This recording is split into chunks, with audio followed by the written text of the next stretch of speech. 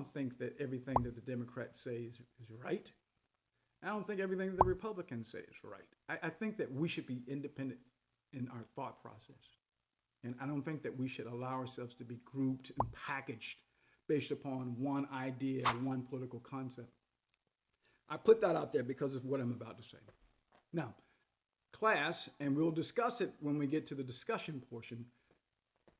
What is the most contentious political topic in the United States today? Well, I'm going to posit to you, and we can talk about it on the other side when we have our interaction. It's abortion, right? Political fortunes are rising and falling on that one question.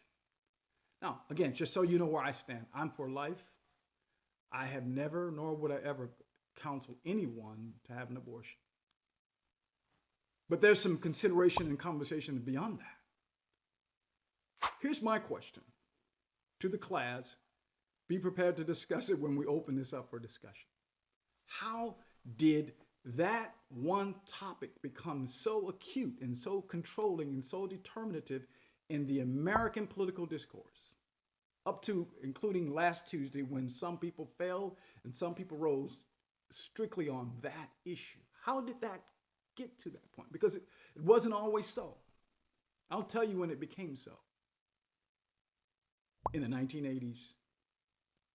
I'll tell you who introduced this, who cooked this up.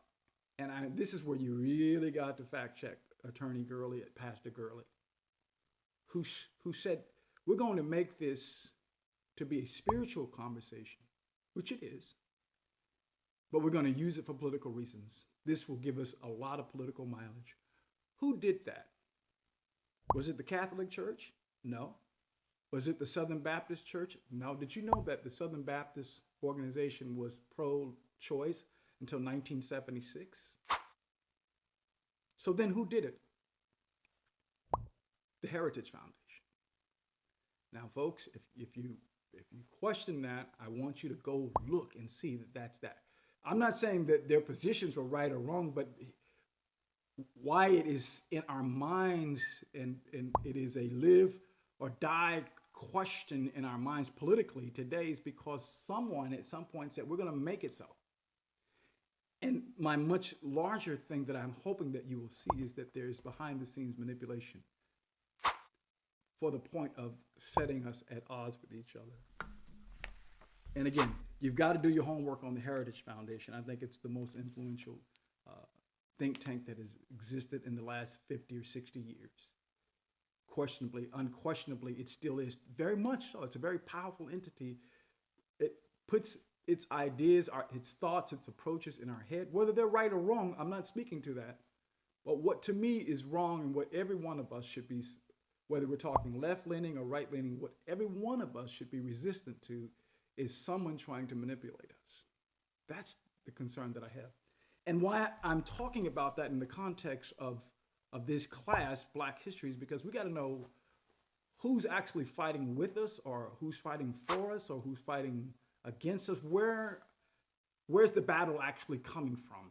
Who are we actually in struggle with? Now, we understand, and we'll get into this more in later classes, that this battle is spiritual in its origin.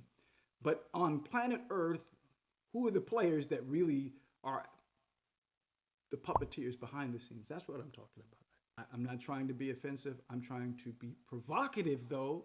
I want you to think you're in this class not because you want to be entertained, but because you want to think about what's very important and what's relevant and what's going to move the needle permanently. And that's what I want to talk about. I want to have that meaningful conversation about.